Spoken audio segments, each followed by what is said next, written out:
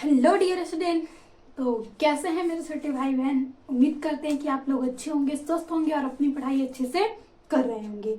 तो आज की जो क्लास है बहुत ही इंपॉर्टेंट है, क्योंकि आज की क्लास में हम पूरे फिजिक्स के जितने भी महत्वपूर्ण डेरिवेशंस हैं जो कि आपसे लॉन्ग क्वेश्चन में पूछे जाते हैं, वो हम यहाँ पे आज एक क्लास लंबी क्लास में सब कुछ क्लियर करने वाले हैं।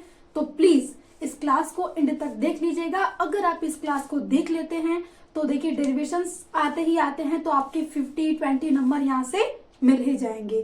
तो प्लीज दोस्तों बस क्लास को एंड तक देखिएगा और अच्छे से समझिएगा कि अगर आप यहाँ पे आते हैं तो कुछ ना कुछ बेनिफिट लेके जाए।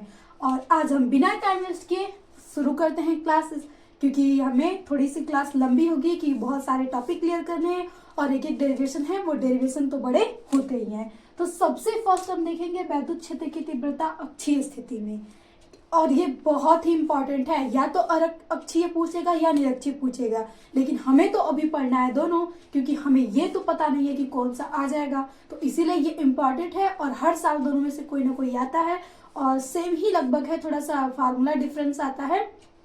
तो आज हम उसको क्लियर कर लेते हैं। तो सबसे पहले हम अक्षीय में देखेंगे। तो अक्षीय का मतलब है कि ये हमने एक द्विध्रुव ले लिया जो -q और +q से मिलके बना हुआ है, और इस पे एक बिंदु हमने P माना है, और इसी बिंदु पे हमें वैद्युत क्षेत्र की तीव्रता निकालनी है इस द्विध्रुव के कारण। तो देखिए ये द्विध्रुव के अक्ष में ही है, इसीलिए इसे हम अक्षीय स्थिति में कहते हैं। तो आइए एक बार हम -q के कारण एक बार +q के कारण वैद्युत क्षेत्र की तीव्रता निकालते हैं। तो सबसे पहले हम लिखेंगे यहाँ पे +q के कारण बिंदु P पर तीव्रता, बिंदु P पर तीव्रता किसकी? वैद्युत क्षेत्र की। तो अगर किसी बिंदु के लिए आपको फार्मूला याद होगा तो यहाँ से फार्मूला होता है आपके पास E बराबर एक, मतलब इसके लिए मान रहे हैं तो इसको E1 मान लीजिए, और यहाँ से फार्मूला लिखेंगे 1/4 पाई एप्सिलॉन नॉट।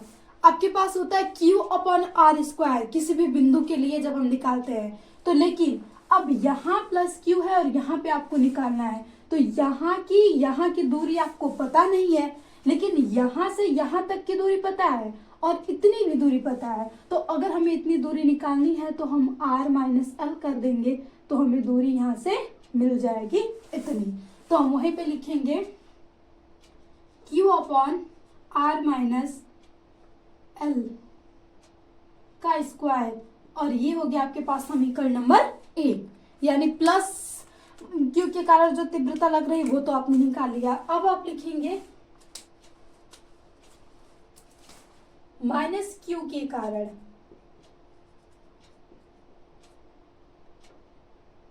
-q के कारण बिंदु P पर तीव्रता, बिंदु P पर तीव्रता। अब जब आप माइनस के लिए निकालेंगे तो माइनस ये रहा। अब आपको जब यहाँ की दूरी पता करना है, क्योंकि नीचे आपको r² लिखना होता है, यानी जहां से आप जिस क्षेत्र पे आप तीव्रता निकाल रहे हैं तो आवेश के बीच की दूरी होती है।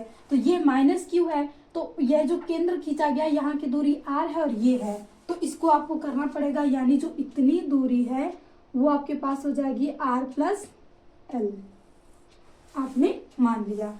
तो यहाँ पे लिखेंगे E2 बराबर 1/4 पाई एप्सिलॉन नॉट। ये पूरा 1/4 पाई वो है, स्थिरांक है Q, और यहाँ पे लिखेंगे r + l का होल स्क्वायर, और ये हो गया आपके पास समीकरण नंबर 2। अब आपने दोनों के कारण निकाल लिया कि यहाँ पे क्या तीव्रता लग रही है। अब क्या परिणामी होगी, यानी यहाँ पर रिजल्ट क्या है, क्या आएगा दोनों के कारण, तो रिजल्ट हम निकालते हैं। तो यहाँ से लिखेंगे परिणामी तीव्रता, परिणामी तीव्रता। तो जो परिणामी तीव्रता होगी वो E बराबर आ जाएगी E1 - E2। मतलब ये जो लगा रहा है प्लस के कारण, उसमें से हम माइनस कर देंगे जो -q के कारण लग रहा है, तो वही हमें परिणामी तीव्रता निकल जाएगी। क्योंकि अगर हम मान लें ये प्लस चार्ज है तो ये इसको अपनी ओर आकर्षित करेगा और ये इसको रिपल्सिव करेगा, यानी परिणामी तीव्रता हम निकालेंगे तो माइनस आ जाएगा। अब आपने E1 और E2 का मान निकाला है, उस मान को रख देंगे, यानी ये हो गया आपके पास समीकरण नंबर 3। तो आप यहाँ पे लिखेंगे हम एक भी चीज को मिस आउट नहीं करेंगे। तो प्लीज अगर आप कुछ भी नहीं पढ़े हैं तो ये सेशंस आपके लिए बहुत ही एक रामबाण हो सकता है, आपकी फिजिक्स में बहुत हेल्प कर सकता है। तो हम लिखेंगे समीकरण 3 में E1 व E2 का मान रखने पर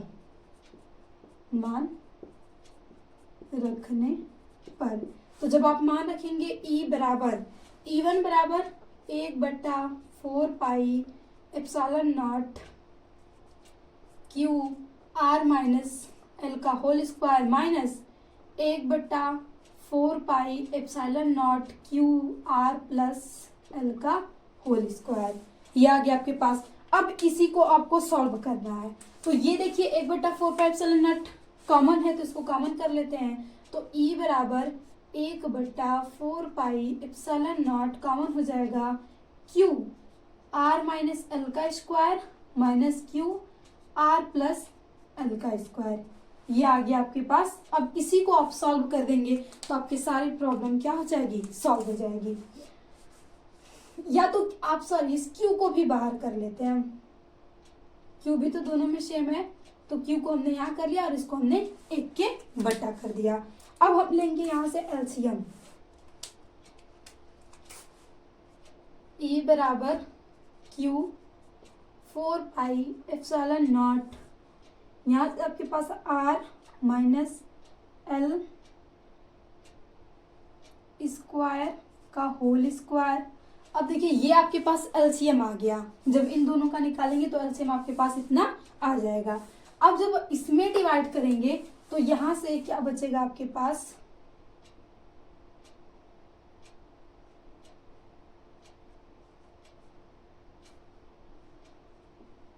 माइनस R माइनस एल का होल स्क्वायर, क्योंकि यहां से ये जब कटेगा तो इतना आपके पास बच जाएगा।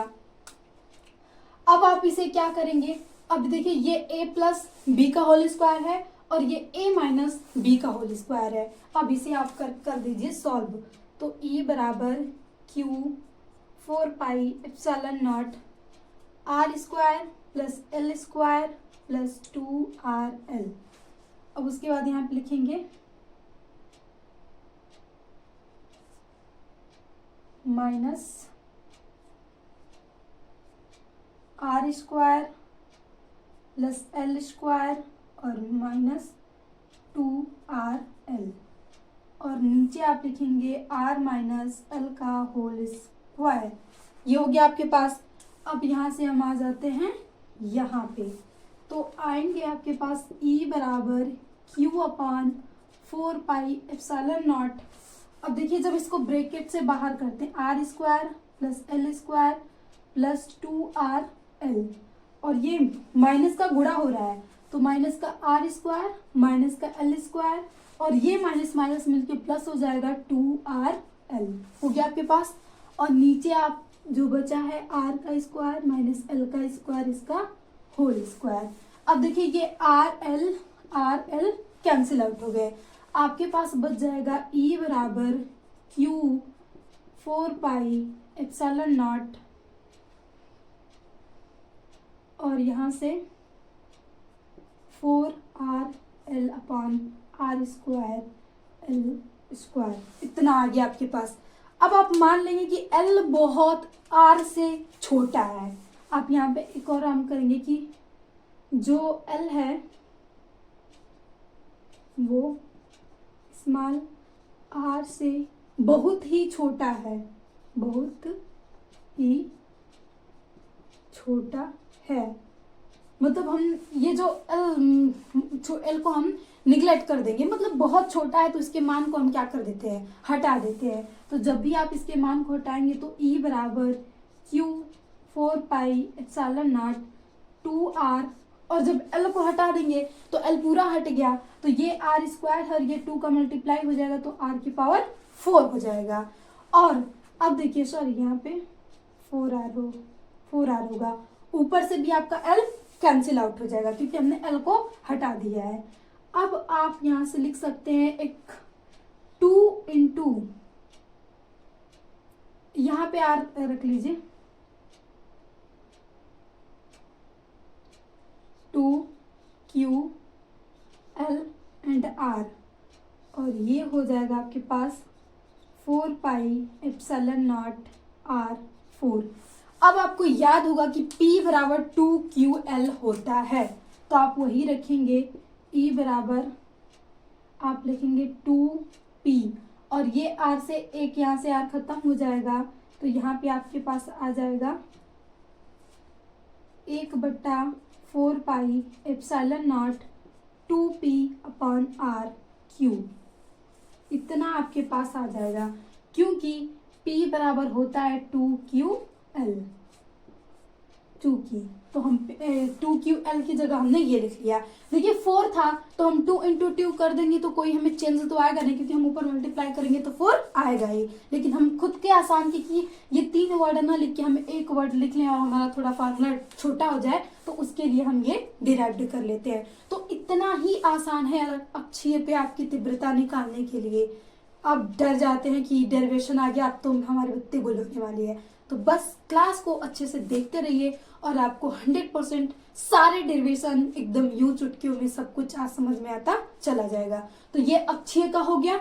अब इसी के बाद जस्ट हम क्या कर लेंगे, निरक्षीय का कर लेंगे। तो आप इसका स्क्रीनशॉट ले लीजिए, यही हमारा मेन फार्मूला था जो कि हमें लाना था, तो हमने इसको ला चुका है। अब हम निरक्षीय के लिए निकालेंगे, तो प्लीज इसका स्क्रीनशॉट ले लीजिए।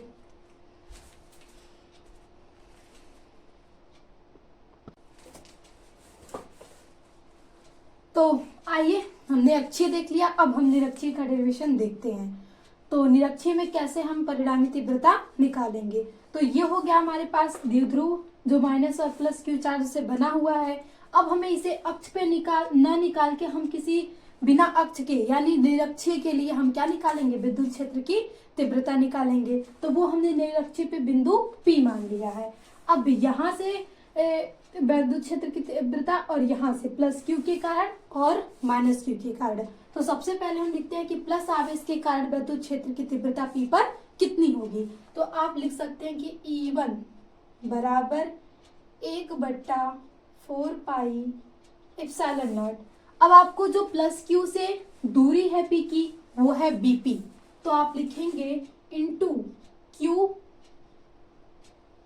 क्या है BP का स्क्वायर, क्योंकि जो फार्मूला होता है, मूल फार्मूला होता है वो यही होता है, यानी जो भी आवेश से दूरी है बिंदु पे। अब हमें BP का मान निकालना होगा, क्योंकि हमें पता है कि इतनी दूरी L है, इतनी दूरी L है, ये दूरी R है, लेकिन ये दूरी हमें पता नहीं है। तो ये दूरी हम यहाँ से थोड़ा सा देखिए टाइम कम करने के लिए हमने लिख लिया है। और आप हमेशा से पढ़े होंगे कि कण का स्क्वायर बराबर लंब का स्क्वायर प्लस आधार का स्क्वायर होता है। तो ये हमारे पास L आधार हो गया, जो R हो गया वो लंब हो गया। तो हमने R को लंब मान लिया और L को आधार मान लिया, तो हमारे पास ये आ गया PB का मान। तो वही मान हम यहाँ पे जब रख देते हैं तो E1 बराबर हो जाता है 1/4 pi epsilon naught Q root R का स्क्वायर प्लस L का स्क्वायर अंडर रूट के अंतर्गत आ गया, और ये बन जाता है आपके पास समीकरण नंबर 1। अब हम निकालते हैं किसके कारण, माइनस क्यू के कारण बिंदु P पे तीव्रता। तो ये होगा E1 बराबर 1/4 pi epsilon naught Q AP का स्क्वायर। तो AP भी, ये भी तो एक ये त्रिभुज है और ये त्रिभुज है, तो इसका भी जो मान होगा वो रूट R का स्क्वायर प्लस L का स्क्वायर होगा, क्योंकि ये भी क्या है, कर्ण ही है। तो यहाँ पे भी लिख सकते हैं कि आप E1 बराबर 1/4 pi epsilon naught Q root R का स्क्वायर प्लस L का स्क्वायर, और ये हो गया आपके पास समीकरण नंबर 2। अब आप निकालेंगे परिणामी तीव्रता, परिणामी तीव्रता कि आखिर परिणामी तीव्रता क्या होती है। तो यहां से देखिए, जब हम इस बिंदु पे परिणामी तीव्रता निकालेंगे, तो जब हम किसी बिंदु पे निकालते हैं तो या वो कास में निकालते हैं या तो साइन में निकालते हैं। तो साइन वाला जो होता है वो लंब में होता है, तो ये देखिए ये साइन और ये साइन ये दूसरे को रिजेक्ट आउट कर देते हैं, लेकिन आपके पास जो बच जाता है तो वो E cos थीटा और ये है E cos थीटा, E1 और E2, यानी एक ये है और एक ये है, और आपको यही परिणामी तीव्रता E निकालना है, यानी इसका मान है। तो एक E1 cos थीटा और एक E2 cos थीटा। तो जब आप निकालेंगे E बराबर, तो यहाँ से लिखेंगे परिणामी तीव्रता के लिए E1 cos theta plus E2 cos theta, क्योंकि ये दोनों मान जब निकालेंगे तो क्या हो जाएंगे, आपस में जुड़ जाएंगे, क्योंकि आप परिणामी तीव्रता निकाल रहे हैं। ये वाला मान तो कैंसिल आउट हो गया, साइन वाला मान कैंसिल आउट, लेकिन ये जो होता है, क्योंकि हम ये एंगल मान रहे हैं ना, तो एंगल के जो लंब होता है वो साइन होता है, और इधर जो लेते हैं वो क्या होता है, वो कॉस होता है। तो ये आपके पास आ गया परिणामी तीव्रता। अब आप E1 और E2 का मान रख देंगे, तो ये हो गया आपके पास समीकरण नंबर 3, और लिखेंगे समीकरण 3 में E1 व E2 का मान रखने पर,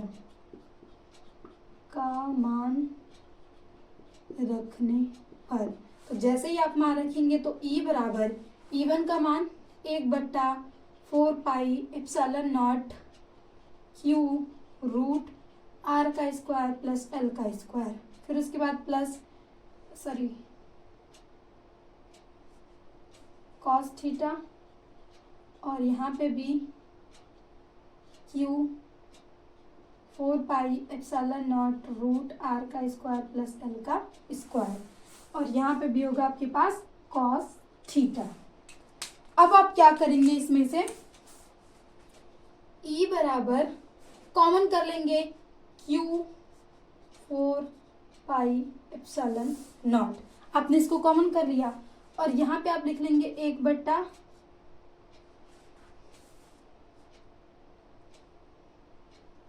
या तो ये पूरा ही कॉमन हो जाएगा क्योंकि ये दोनों सेम है, Q R square plus L का स्क्वायर, और यहाँ पे cos theta plus cos theta, और ये हो जाएगा E बराबर 1/4 पाई एप्सिलॉन नॉट Q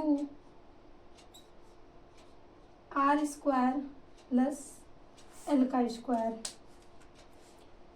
एक मिनट, एक गलती, क्योंकि यहाँ पे क्या था, होल स्क्वायर था, यहाँ पे भी होल स्क्वायर, यहाँ पे भी होल स्क्वायर, और यहाँ पे भी होल स्क्वायर, तो और यहाँ पे आप लिख लेंगे, ये दोनों हो जाएगा 2 cos थीटा। अब देखिए, जब रूट का होल स्क्वायर होता है ना, तो रूट खत्म हो जाती है, तो आप यहाँ पे लिख सकते हैं कि E बराबर 1/4 pi epsilon naught Q R का स्क्वायर प्लस L का स्क्वायर, क्योंकि जो ये स्क्वायर था और ये अंडर रूट है, तो जब स्क्वायर आता है तो अंडर रूट क्या होता है, कड़ी आपकी हट जाती है, वो पहले ही कर लेना चाहिए था बाय मिस्टेक, लेकिन आप यहाँ से भी कर सकते हैं। और यहाँ पे हो जाएगा आपके पास 2, और यहाँ पे आप लिख लेंगे cos थीटा।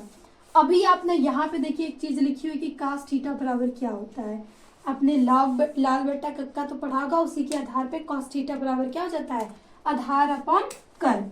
तो अब यहाँ से E बराबर 1/4 pi epsilon not 2Q R square plus L square into L, आपका जो आधार है वो L है, और कर्ड आपके पास रूट R का स्क्वायर प्लस L का स्क्वायर। अब आप यहाँ से कर सकते हैं 1/4 pi epsilon not 2Q into L R का स्क्वायर प्लस L का स्क्वायर, और ये हो जाएगा R का स्क्वायर प्लस L का स्क्वायर और इंटू में, क्योंकि हम कड़ी को 1/2 लिख सकते हैं। अब जब आधार समान है और ये भी गुणे में है, तो आपकी घातें क्या होती हैं, जुड़ जाती हैं। तो आप लिख सकते हैं E बराबर 1/4 pi epsilon not 2QL R का स्क्वायर प्लस L का स्क्वायर, और यहाँ पे हो जाएगा 1 प्लस 1/2। तो जब आप इसको सॉल्व करेंगे तो आपके पास आ जाएगा 3/2। तो आप यहाँ से लिखेंगे 1/4 पाई एप्सिलॉन नॉट, अभी रहने 2QL, और ये आ जाएगा R square plus L square और पूरे के 3/2 आ गया ना आपके पास।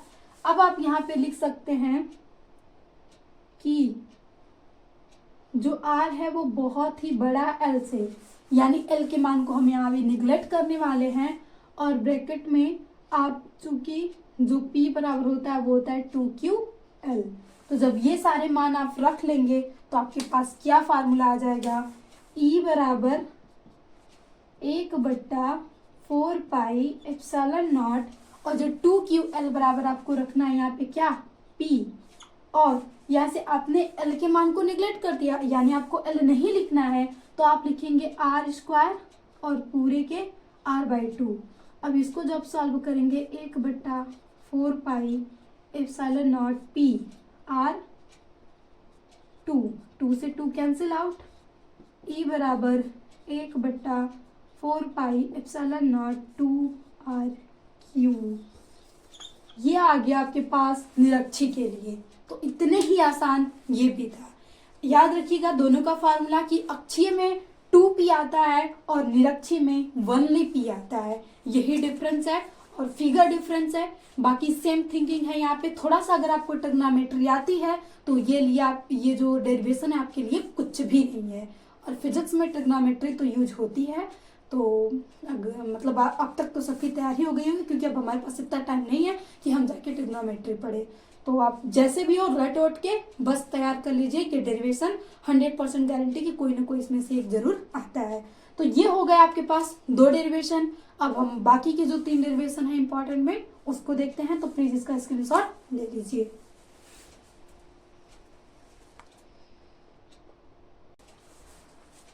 तो हमने 2 इंपॉर्टेंट डेरिवेशन कर लिया। अब हम तीसरा इंपॉर्टेंट डेरिवेशन करते हैं, जो कि है वृत्ताकार कुंडली के केंद्र से होकर जाने वाले अक्ष पर स्थित किसी बिंदु पर चुंबकीय क्षेत्र की हमें क्या निकालना है, चुंबकीय क्षेत्र निकालना है। देखिए अभी हमने वैद्युत क्षेत्र निकाला था, अब हम जो नेक्स्ट चैप्टर आया था वो हम चुंबकीय क्षेत्र आ जाते हैं।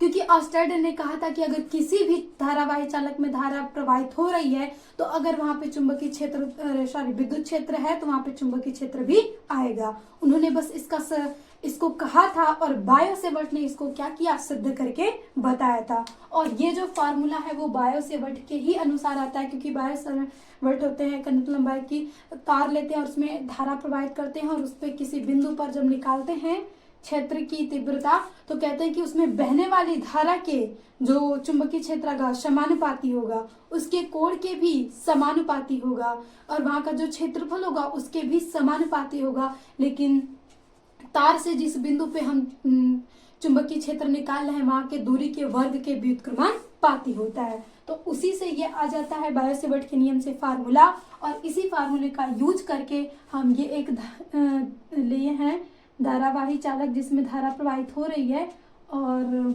ये कुंडली है और इसके कारण हमें इस बिंदु पे निकालना है क्या, चुंबकीय क्षेत्र। तो आइए देखते हैं। ये था तो बायो-सेवर्ट का नियम। अब हम क्या करते हैं, dv बराबर μ0/4π, ये हो गया आपके पास μ0/4π। जैसे वहां पे 1/4πε कांस्टेंट होता था ऐसे यहाँ भी μ0/4π क्या है आपका, कांस्टेंट है। अब आप इसको यहाँ से IDL साइन थीटा लिख लीजिए। लेकिन अब आपको R², यहाँ जो R² आ रहा है वो अब R² नहीं होगा, क्योंकि आप देख रहे हैं कि यहाँ से जो दूरी है, यहाँ से आपको कोई भी एक त्रिभुज निकालेंगे तो यहाँ से इस बिंदु पे आपको निकालना है चुंबकीय क्षेत्र। तो जब आप निकालेंगे, ये लाइनिंग खींच रहे हैं तो ये उस पे लंब है। तो आपको बताया गया है कि जब ये लंब होता है तो ये जो एंगल बन रहा है इससे ये फाई बनना है, तो ये आपके पास लंब आ गया। तो ये होगा आपके पास dB साइन थीटा, और इस वाले से लें तो ये भी आपके पास हो जाएगा dB साइन थीटा। और ये देखिए ये हो जाएगा आपके पास कॉस थीटा और ये हो जाएगा आपके पास, सॉरी फाई है तो आप फाई ही लगा लीजिए। और ये एक दूसरे को रिजेक्ट आउट कर देंगे, यानी आपको जो कंपोनेंट लेना है वो कंपोनेंट आपको साइन वाला ही लेना है। तो यहाँ से फिर हम वो कर्ण का स्क्वायर इज इक्वल टू लंब का स्क्वायर प्लस आधार का स्क्वायर, तो ये हो गया आपके पास आधार और ये हो गया लंब। तो यानी आपके पास ये जो दूरी आएगी वो x का स्क्वायर प्लस r का स्क्वायर, ये आ जाएगी आपके पास x का स्क्वायर प्लस r का स्क्वायर। यानी कर्ण बराबर जो होता है क्या, लंब बटा लंब प्लस आधार का स्क्वायर, तो ये हमने कर लिया। अब वहीं पे ये जो दूरी हमने उसमें, क्योंकि हमने जब ऐसा तार मानते हैं तो वो दूरी r थी, लेकिन अब आपकी यहां से निकालना है तो ये दूरी आपके पास क्या है, यहां से r square plus l square, क्योंकि यहाँ से फिर अगेन r का स्क्वायर है, यानी जो भी दूरी है, जैसे कि अगर हम मान ले यहाँ से जो दूरी है, हम यहाँ पे मान लेते हैं इसको a और ये p है और ये है b, तो हम यहाँ से लिख सकते हैं कि क्या हो जाएगा, a p का स्क्वायर। अब आप लिखेंगे तो यहाँ से db बराबर mu naught 4 pi I dl sine theta, और AP के स्क्वायर का, AP का जो मान है R square X square plus R square या R square plus X square, तो यहाँ पे आप r का स्क्वायर प्लस x का स्क्वायर। अब ये जो रूट है वो रूट हट जाएगा, जैसे हमने निरक्षी वाले में रूट हटाया था वैसे यहाँ से रूट हट जाएगा। अब आप साइन थीटा बराबर लिखेंगे, तो साइन थीटा बराबर आपके पास क्या होता है, आपके पास होता है आधार बटा कर्ण, तो यहाँ से आप लिखेंगे dB बराबर mu naught 4 pi I dl, और ये आपके पास r square plus X square रहेगा ही। साइन थीटा बराबर आपके पास हो जाएगा r का स्क्वायर, यानी लंब आपके पास ये मिल गया, और कर्ण आपके पास r का स्क्वायर प्लस x का स्क्वायर, और ये रहेगा आपके पास अंडर रूट में। और आप यहाँ पे लिख सकते हैं कि साइन थीटा बराबर होता है लंब बट्टा आधार, चूंकि ये था यहाँ से। अब आप मान को रखते चले जाएंगे, तो dB बराबर mu naught 4 pi I dl, और यहाँ से ये r का स्क्वायर नहीं रहेगा, केवल r, और यहाँ से जैसे कि इनटू में है तो घातें क्या होती हैं, जुड़ जाती हैं, और कड़ी को हम 1/2 लिख सकते हैं, तो आप यहाँ से लिख सकते हैं r का स्क्वायर प्लस एक्स का स्क्वायर इंटू r का स्क्वायर प्लस एक्स का स्क्वायर, और ये हो जाएगा 1/2। तो फिर आप dB बराबर mu naught 4 pi I dl r, अब ये घातें आपस में जुड़ जाएंगी, तो r का स्क्वायर प्लस x का स्क्वायर पूरे के बट्टे 3/2, क्योंकि एक इसका और 1/2 जैसे हमने पिछले किया था वो 3/2 हो जाएगा। तो फिर आप लिखेंगे dB बराबर mu naught 4 pi I dl r, और फिर आप लिखेंगे जो r है वो बहुत ही बड़ा है x से। अगर आप ये मानते हैं यानी x को निगलेक्ट कर देते हैं, तो आप x को जब निगलेक्ट करेंगे तो केंद्र पे आ जाएंगे, जब ये करेंगे तो आप कहाँ पे आ जाएंगे, केंद्र पे आ जाएंगे। तो आप यहां से लिख सकते हैं r का स्क्वायर और पूरे के 3/2, तो अगेन फिर हम यहां से लिख सकते हैं dB बराबर mu naught 4 pi I dl r, और ये हो जाएगा आपके पास r का स्क्वायर 3 हो जाएगा आपके इसके पास। अब आप लिखेंगे dB बराबर म्यू नॉट, क्योंकि एक r से एक r कैंसिल आउट हो जाएगा, 4 पाई आई dl r का स्क्वायर। अब आपको ये dl रखते जा रहे हैं, तो dl ये आप ये एक मतलब जो कुंडली है उसका क्या है, क्षेत्रफल है, तो आपके पास जो वृत्त की परिधि होती है क्या होती है, 2 पाई r, यानी आपने ये जो माना है तो यहाँ से लिख सकते हैं dB बराबर म्यू नॉट 4 पाई आई 2 पाई r और अपॉन r का स्क्वायर, चूंकि यहाँ से dl बराबर आपके पास होता है 2 पाई r परिधि से, तो आप यहाँ से r कैंसिल आउट, यहाँ से पाई से पाई कैंसिल आउट, और 2 से 2, तो आपके पास dB बराबर म्यू नॉट आई 2 r, यही आ जाएगा आपके पास किसी भी कुंडली के कारण किसी बिंदु पे जब हम क्या निकालेंगे, क्षेत्र, चुंबकीय क्षेत्र निकालेंगे, तो आपके पास ये आ जाएगा फार्मूला। अगर यहाँ से कुंडली की संख्या n है, यानी n फेरे हैं, तब आप यहाँ से लिख सकते हैं dB बराबर म्यू नॉट, तो n म्यू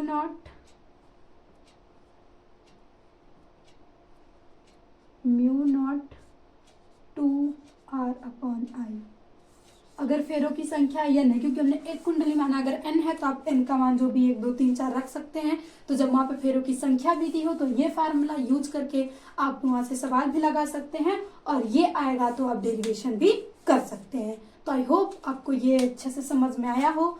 तो हम उम्मीद करते हैं कि आपका तीसरा डेरिवेशन भी आपके दिमाग में पूरा एकदम घुस गया होगा, सीधे छप गया होगा जाके, अगर आपने इस क्लास को अच्छे से देखा होगा तब। ये नहीं कि प्लस स्लाइड करते स्क्रीनशॉट लेते चले गए तो हमें आ गया।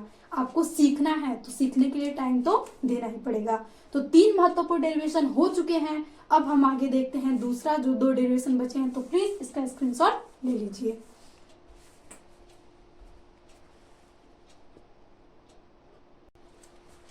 तो अब हम आ चुके हैं अपने चौथे डेरिवेशन पे। हमने 3 डेरिवेशन को बहुत ही मस्ती में कर लिया। अब हम चौथे डेरिवेशन, जो कि बहुत इंपॉर्टेंट है, जितना आप यहाँ पे वेरी वेरी इंपॉर्टेंट लगा लें उतना कम ही है, तो प्लीज इसे अच्छे से तैयार कर लीजिएगा, अच्छे से देख लीजिएगा। तो ये है कि 2 समांतर धारावाही चालकों के मध्य लगने वाला बल, एक धारावाही चालक AB, दूसरा धारावाही चालक CD है, और इनमें समान धारा मतलब I1 और I2 धारा प्रवाहित हो रही है। तो ये एक दूसरे पे बल अध्यारोपित करेंगे, क्योंकि एक धारावाही चालक, उसमें जब धारा प्रवाहित होती है तो वहां पे एक बल भी उत्पन्न होता है IB L sin थीटा। तो उसी को हम निकालेंगे कि आखिर ये एक दूसरे के बीच जो बल है वो कितना होगा। तो हम यहाँ पे लिखेंगे तार AB की धारा के कारण जो हमारा दूसरा तार है CD के किसी भी बिंदु पर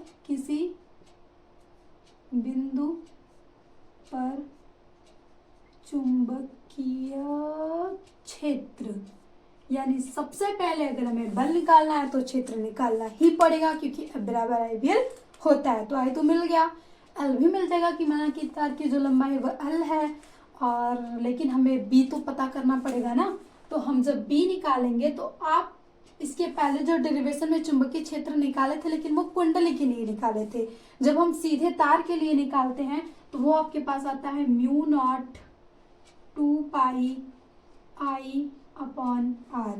ये होता है सीधे तार के लिए चुंबकीय क्षेत्र का फार्मूला। अब इसी का हम यूज करेंगे और यहाँ पे लिखेंगे CD की लंबाई L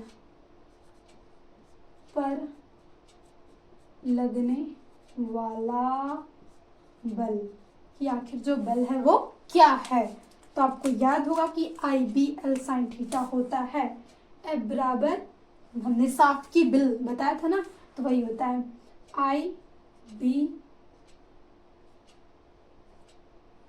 L sin थीटा। लेकिन आप CD पे निकालना है, तो यहाँ पे CD में कौन सी धारा बह रही है, I2, तो यहाँ पे लिखेंगे आप I2 और ये B1 मान लेंगे, जैसा कि आपने ये B1 निकाला है।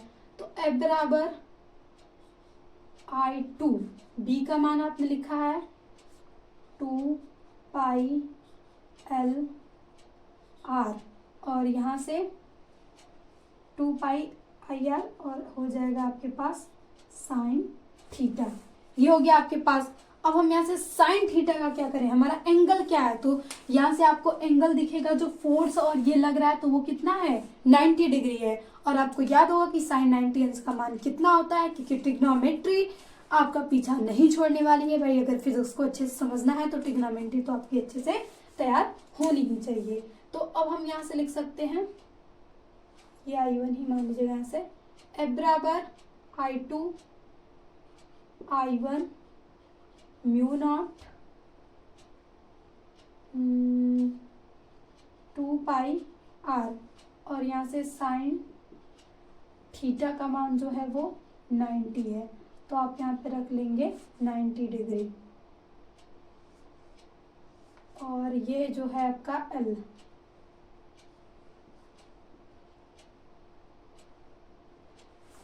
अब यहाँ से आप लिखेंगे F बराबर I2 I1 म्यू नॉट 2 पाई R और मल्टीप्लाई L, क्योंकि साइन थीटा का मान तो आपके पास कितना हो गया, 1 हो गया। तो अब यहाँ से जो L है इसके बीच जब संबंध निकालते हैं, तार CD की प्रति मीटर लंबाई पर बल, यानी इसके प्रति मीटर लंबाई पे अगर जब बल निकालेंगे तो यहाँ से जो फार्मूला यूज किया जाता है, ये जो L मल्टीप्लाई में है तो इसको इधर भेजेंगे तो किस में हो जाएगा, डिवाइड में। तो F upon L mu naught 2 पाई I1 I2 अपॉन R, ये हो जाएगा आपके पास फार्मूला। एक कंडीशन और होती है कि यदि तार में समान धारा प्रवाहित हो, समान धारा प्रवाहित हो रही हो, तब आपके पास I1 बराबर होगा I2 के और ये बराबर हो जाएगा I के। तब आप यहां से लिख सकते हैं FL म्यू नॉट 2 पाई। अब I की जगह भी आपको I1 की जगह भी I रखना है, I2 की जगह भी I रखना है, तो यहाँ से हो जाएगा I का स्क्वायर और ये हो जाएगा R, तो यानी आपके पास ये आ जाएगा फार्मूला। तो ये था दो समांतर धारावाही चालक के बीच लगने वाला बल, और ये बहुत ही इंपॉर्टेंट डेरिवेशन है और छोटा भी है, लेकिन थोड़ा सा आप अगर इसे समझ लेंगे तो आप यहाँ से अच्छे खासे नंबर लेके जा सकते हैं। और अब इसका स्क्रीनशॉट ले लीजिए। अब हम अपने एंडिंग पॉइंट पे आ गए हैं। अब जो नेक्स्ट हमारा 5वां महत्वपूर्ण डेरिवेशन है उसे हम देखते हैं, तो प्लीज इसका स्क्रीनशॉट ले लीजिए।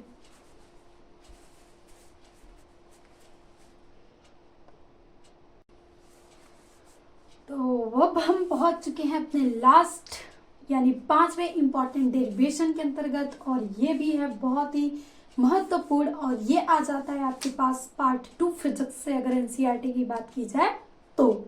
यानी अब ये किरण प्रकाशिकी में आ जाते हैं। प्रकाश की बातें में आपको पढ़ना है कि परावर्तन और अपवर्तन, और ये है आपके है गोलीय पृष्ठ से अपवर्तन का सूत्र। तो गोलीय पृष्ठ दो प्रकार का होता है, उत्तल और अवतल। तो एक भी अगर आप समझ लेते हैं तो वहां से आप फार्मूला लगा सकते हैं। तो हम आज देखेंगे उत्तल का, और बहुत चांसेस रहता है कि अक्सर करके उत्तल का ही पूछा जाता है।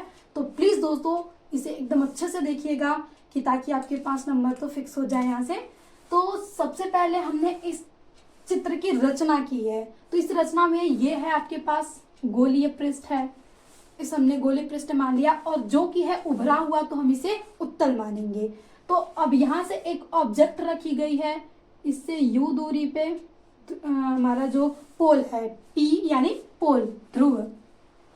अब ये जो किरण यहाँ से इस तरीके से जा रही थी और ये अपवर्तन के बाद ऐसे निकल जाती है, लेकिन ये इधर कहीं तो हमें पता नहीं कहाँ पे मिलेगी। और ये आपके पास अभिलंब है, तो ये विलंब से दूर, मतलब आप देख रहे हैं ना कि ये किससे N2 से N1 माध्यम अलग अलग है तो जा रही है।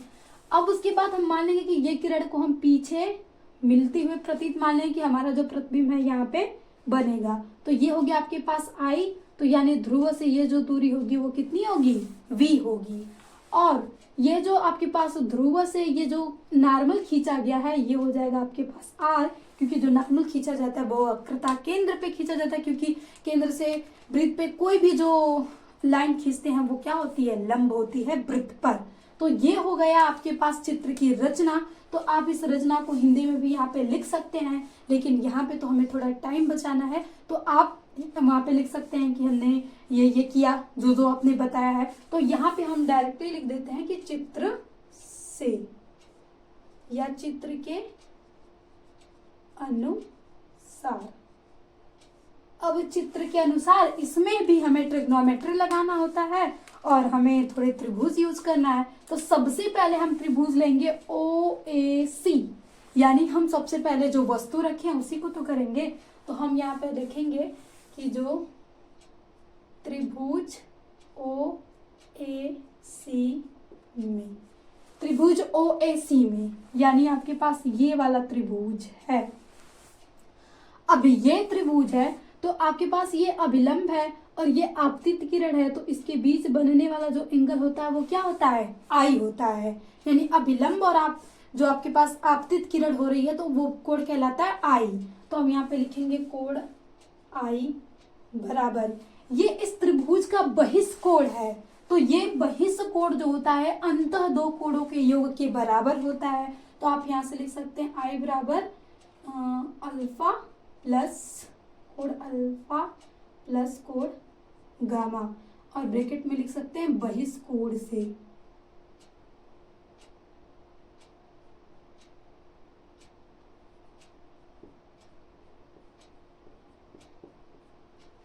या बाह्य कोण से, जो भी हो आप यहाँ से लिख लेंगे।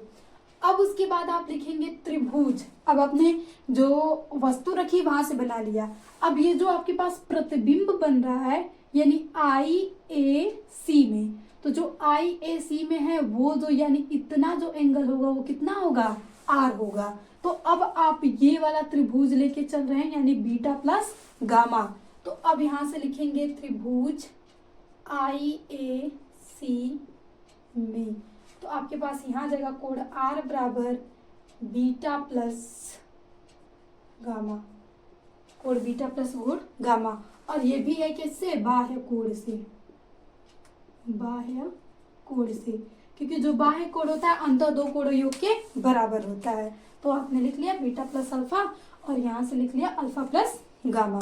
तो ये हो गया आपके पास समीकरण नंबर 1 और ये हो गया आपके पास समीकरण नंबर 2। अब आपको स्नेल का नियम याद होगा क्योंकि आपने आई और आर लिखा है, तो आप यहां से लिखेंगे स्नेल के नियम से, स्नेल के नियम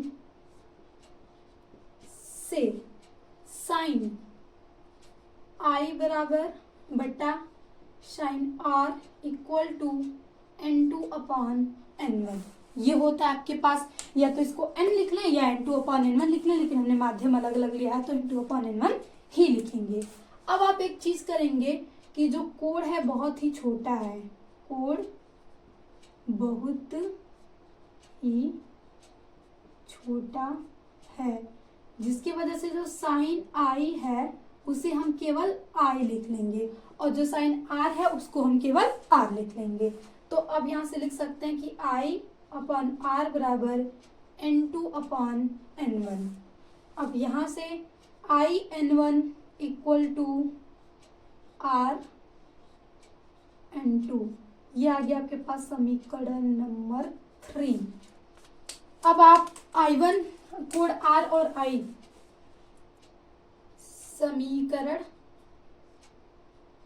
3 में I व R का मान रखने पर, अब यहां से आप क्या करेंगे, मान रखेंगे। तो जैसे ही आप मान रखेंगे तो आप लिखेंगे I बराबर क्या लिखा है, alpha plus gamma n1 equal to R का मान बीटा प्लस गामा और ये हो जाएगा n2। अब इसको आप मान लीजिए समीकरण नंबर 4। अब इसको थोड़ा सा फैला लेंगे हम बाद में। ये हो गया आपके पास। अब आप देखेंगे पाइथागोरस प्रमेय से लगाएं या त्रिभुज, समकोण त्रिभुज ले लें। यहां से ये जो दूरी है ना, आपने एक लंब खींचा है और ये दूरी आप h मान लीजिए। अब यहां से लिख सकते हैं कि माना m P के बहुत समीप है, P के बहुत ही समीप है, तो यहां से आप लिख सकते हैं P बराबर m के या तो m बराबर P के। इतना लिखने के बाद अब आप आ जाएंगे यहाँ पे। अब क्या करेंगे आप, ये हो गया आपके पास दोनों तरफ से 90 डिग्री का एंगल। तो जब आप लेंगे यहां से लिख सकते हैं कि tan अल्फा बराबर आप क्या लिखेंगे, tan अल्फा लिखें। अगर आप tan लिखने, क्योंकि बहुत छोटा है तो आप tan अल्फा को क्या लिख सकते हैं, अल्फा ही लिख सकते हैं, तो लिख लीजिए केवल अल्फा ही, जैसे हमने आर को लिखा था। तो अल्फा बराबर आप लिखेंगे, तो ये अल्फा कहाँ से है, ओ ए एम में, ओ ए एम में। तो आप लिखेंगे यहाँ से, या तो लिख लीजिए त्रिभुज ओ ए एम, या पी लिख लीजिए, त्रिभुज ओ ए पी में। हो गया आपके पास। अब आप क्या करेंगे, यहाँ से अल्फा बराबर, तो आप यहाँ से tan थीटा लेंगे, तो tan थीटा बराबर होता है आपके पास, क्योंकि ये दूरी आपको पता है और ये दूरी आपको पता है, तो लंब बट्टा आधार होता है tan थीटा बराबर। तो यहाँ से आप लिख लेंगे जो AM है, AM हमने M को बहुत समीप मान लिया, तो हम यहाँ पे लिख लेंगे AP और OP। फिर इसी तरह आप बीटा बराबर लिखेंगे, तो बीटा में ये आपके पास त्रिभुज है, तो यहाँ से लिखेंगे बीटा बराबर AP अपॉन IP। फिर वैसे ही गामा बराबर आप लिख लेंगे, तो गामा बराबर भी आपके पास आ जाएगा AP अपॉन PC। अब सभी का आप जब मान रख लेंगे यहाँ से, तो यहाँ से अल्फा बराबर H upon OP minus U, क्योंकि प्रकाश की किरणें ऐसे आ रही हैं और हम जो दूरी ले रहे हैं यहाँ से, क्योंकि हम जो भी दूरी मापते हैं ध्रुव से मापते हैं, तो ये U माइनस U में होगा, और बीटा भी जो होगा AP अपॉन माइनस V होगा, लेकिन जो गामा होगा वो AP को हमने क्या माना, H अपॉन R। तो ये आ गया आपके पास सबका मान, और इन्हीं सबका मान आप रख देंगे समीकरण 4 में। अब लिखेंगे समीकरण 4 से, तो आप समीकरण 4 से लिख सकते हैं कि gamma n1 plus gamma n1 equal to beta plus gamma n2 plus gamma n2। अब इसमें आप सभी के मान रखते चले जाइए, तो आपके पास अल्फा का मान H minus U n1 plus gamma का मान H upon R n1 equal to beta का मान H upon minus V plus 1/R, और यहाँ से हो जाएगा n2। अब आप थोड़ा सा करेंगे इसमें पक्षांतर, और पक्षांतर करने के बाद आपकी सारी प्रॉब्लम सॉल्व हो जाएगी। तो आप इसको इधर भेज दीजिए, HV माइनस HU, और सॉरी यहाँ पे n2 छूट गया है, और यहाँ थोड़ा सा इसे हम इरेज कर लेते हैं। यहाँ है आपके पास n2, और यहाँ पे भी है क्या, तो आप इसको इधर लाएंगे तो ये प्लस हो जाएगा, यानी HV n2, और ये माइनस HU n1, और इक्वल टू, अब यहाँ से 1/R n2 तो रहेगा ही, लेकिन माइनस 1/R n1 हो जाएगा। अब ये आ गया आपके पास। अब आप यहाँ से क्या करेंगे, ये H है, ये H है, तो दोनों तरफ से H को आप कॉमन लेके H को हटा देंगे, तो यहाँ से लिख सकते हैं कि H 1/n2/V minus n1 upon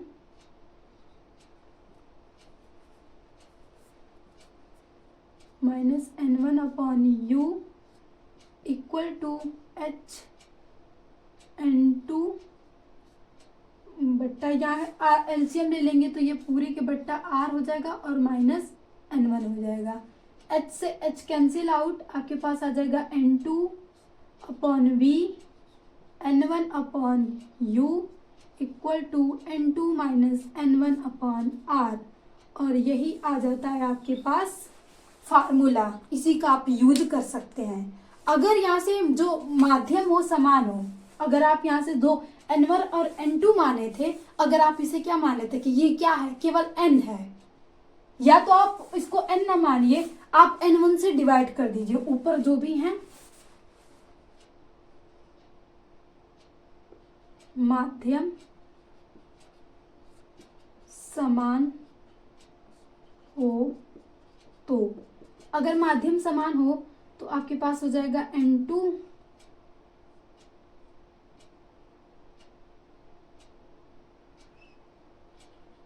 N1 minus N1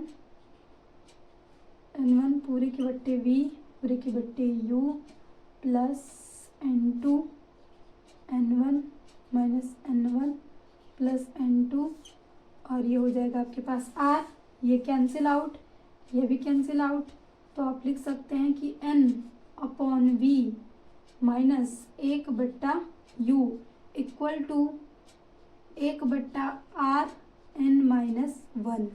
ये वाला फार्मूला भी आप यूज कर सकते हैं N के लिए। या तो आप ये फार्मूला यूज करें, केवल N मान रहे हैं तो ये यूज कर सकते हैं, और जब माध्यम अलग हो N1 और N2 हो तो ये फार्मूला यूज कर सकते हैं। तो ये था डेरिवेशन गोलीय उत्तल पृष्ठ के लिए, और ऐसे ही होता है अवतल पृष्ठ के लिए, बस प्रोसेस सेम है। थोड़े बहुत ये जो एंगल है, जो प्रतिबिंब है, वो चेंज हो जाएगा और आपको एंगल अलग अलग लेना होगा, लेकिन रूल्स तो आपको यही लगाना है ना कि आपतित किरण, अभिलंब, अपवर्तित किरण, उनके बीच एंगल क्या बन रहा है, ऑब्जेक्ट से दूरी है वो U रहेगी, और जो प्रतिबिंब की दूरी है वो क्या रहेगी, V रहेगी, और जो वक्रता केंद्र की दूरी होती है वो R रहती है। बाकी सभी सेम चीजें सेम रहेंगी, बस थोड़ा सा वहाँ पे फिगर उत्तल अवतल के लिए चेंज हो जाएगा, क्योंकि उसमें प्रतिबिंब शायद इधर बनता है, और उसके लिए हम जब निकालते हैं तो थोड़ा सा यहाँ पे जो फार्मूला है वो डिफरेंस आएगा। लेकिन ये था उत्तल के लिए, और ये बहुत इंपॉर्टेंट है। तो प्लीज दोस्तों, आज हमने 5 सबसे महत्वपूर्ण डेरिवेशन कर लिए, और लंबी क्लास चली है, लेकिन आपको ये बहुत ही महत्वपूर्ण है। तो प्लीज अपने दोस्तों को भी शेयर करिएगा कि ताकि उनकी हेल्प हो सके, क्योंकि ये क्लास बनाने में बहुत ही मेहनत लगती है। तो प्लीज दोस्तों, थोड़ा सा अपना प्यार और सपोर्ट बना दीजिए, ताकि हमें अपनी मेहनत का मतलब हो सके कि हाँ, हमारी मेहनत कर रहे हैं तो वेस्ट नहीं जा रही है, इससे बच्चों की हेल्प हो रही है, तो हमारे अंदर और भी मोटिवेशन आता रहेगा, और हम आपको और अच्छी क्लासेस लाते रहेंगे। तो आपसे हाथ जोड़ के रिक्वेस्ट है कि अपने दोस्तों को शेयर करें और उनकी भी हेल्प हो सके, और ये आपका जो फैमिली है वो थोड़ी ब्रॉड भी हो सके। और इसी के साथ मिलते हैं अब नेक्स्ट सेशन में। तो बस मेहनत से पढ़ाई करते रहिए, लड़ते रहिए रातों से, तभी आपके पास सवेरा आएगा। देखिए, जो भी चीजें होती है ना, वो सपने जो भी होते, कुछ भी जो मंजिल है ऐसे ही नहीं मिलती है। कहते हैं ना कि अगर अगर सपने या मंजिल को पाना है तो रात को जगना ही पड़ेगा। जैसे अगर सुबह को पाना होता है तो अगर सुबह को जगेंगे तभी तो सुबह को पाएंगे, तो ऐसे ही मंजिल को पाना है तो रात में जगेंगे तभी मंजिल मिलेगी। तो आप एकदम जी तोड़ मेहनत कर दीजिए, अपना पूरा 100% दे दीजिए कि आपके एग्जाम्स के बाद कोई भी रिग्रेट ना हो कि काश मैंने ये पढ़ लिया होता तो आज मेरे अच्छे नंबर आ जाते। बस आप जब एग्जाम सेंटर से निकले ना, तो आपके पास एक रिलैक्स का एहसास हो, बस वही एहसास के लिए आप मेहनत से पढ़ाई करते रहिए। बाकी जो रिजल्ट्स आएगा तो वो तो देखा ही जाएगा। और वो सही बात कही गई है कि आपके एक पेज के रिजल्ट्स आपकी लाइफ डिसाइड नहीं करते हैं, बस अगर आपके पास मेहनत है, जुनून है, तो आप किसी भी मंजिल को पा सकते हैं। और जिसने भी अपना हथियार मेहनत को बनाया है, उसने इतिहास तो रचा ही है। तो अगेन थैंक यू, मिलते हैं नेक्स्ट सेशन में। Always be positive and be happy.